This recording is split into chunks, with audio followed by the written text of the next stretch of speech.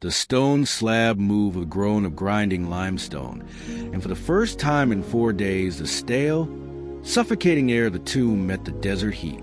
If you are seeking a deeper understanding of the thin veil between this life and the next, consider subscribing to this channel as we explore the silence that follows the miraculous. Everyone remembers the joy of the reunion, the tears of Mary, and the command of Jesus that split the darkness. But have you ever considered the cost of being pulled back from the threshold of eternity? Lazarus stood in the doorway of his own grave, his face wrapped in burial linen, his skin pale from the touch of the void. We call a miracle a triumph over death, but for the man who had already crossed over, it was a profound, perhaps even agonizing displacement. Lazarus was not a stranger to the fragility of human existence. He lived in Bethany, a quiet village where his sisters Mary and Martha managed a household and provided a sanctuary for Jesus. Theirs was a life defined by humble devotion and simple labor until the sickness arrived. It was not a sudden accident, but a slow, creeping decay that drained the color from his eyes and the warmth from his limbs. As the sisters watched him wither, their prayers became desperate pleas, yet the horizon remained empty of the one man they believed could change their destiny. When Lazarus finally let go, when his heart stuttered and stopped, he did not just vanish into nothingness. He entered a state that our human language struggles to define. For 4 days, the soul of Lazarus existed in a realm beyond the reach of time and physical agony. He found himself in a place of profound, overwhelming peace, a reality where the burdens of the flesh, the sickness, the hunger, the betrayal by his own body, simply ceased to matter. He was untethered from the constraints of gravity and light.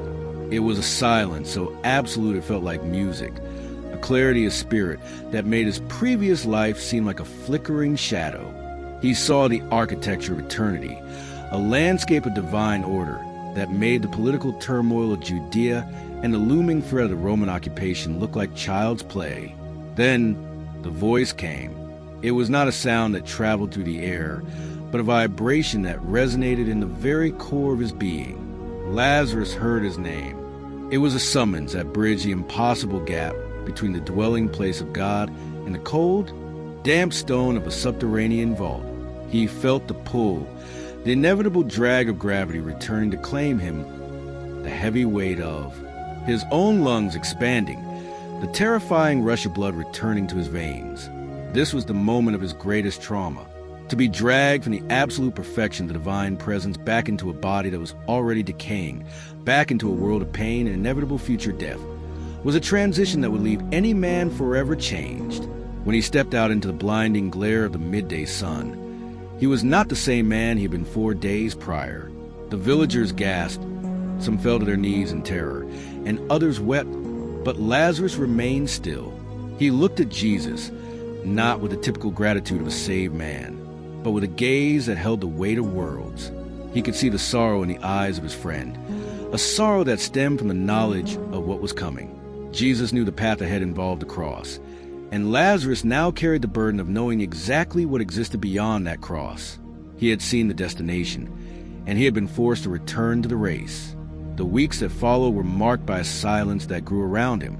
He became a living contradiction, a man who had tasted the end of time and was now forced to walk through its remaining hours. He watched the religious leaders plot and the crowds cheer, recognizing the futility of their earthly ambitions.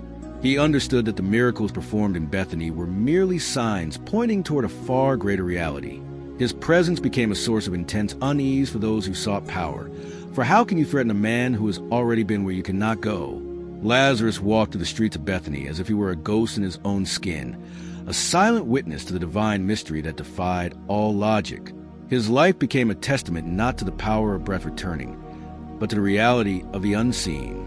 Every meal he ate, every conversation he held, was colored by the memory of that 4-day expanse.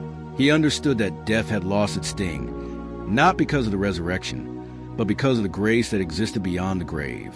He served as a bridge, a human boundary marker between the temporal struggle of humanity and the infinite peace of the Creator. He did not seek fame or power. He sought only to reflect the light he had briefly touched. Think of the patience required to live in a world of dust after seeing the beauty of celestial glory. Lazarus did not complain, nor did he despair.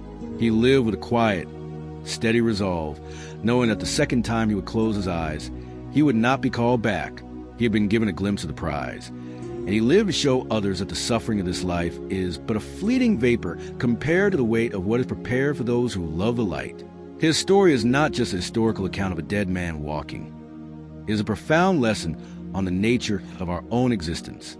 We are all, in a sense, waiting for our own call. As we look back on the path of Lazarus, we must ask ourselves what we are clinging to in this life that keeps us from recognizing the eternal. If you have felt moved by this journey into the mysteries of faith, consider how your own perspective on hardship and brevity might change if you truly grasp the reality of what lies beyond. The story of the man who returned from the tomb is a reminder that our current struggles are temporary, and our purpose is far greater than these earthly frames can contain. Take this moment to reflect on your own connection with the divine, and if you seek to walk deeper into these truths, I invite you to subscribe, share this message with someone who needs to hear it, and join us as we continue to uncover profound lessons hidden within the sacred pages of history. Your journey does not end here. It is merely beginning.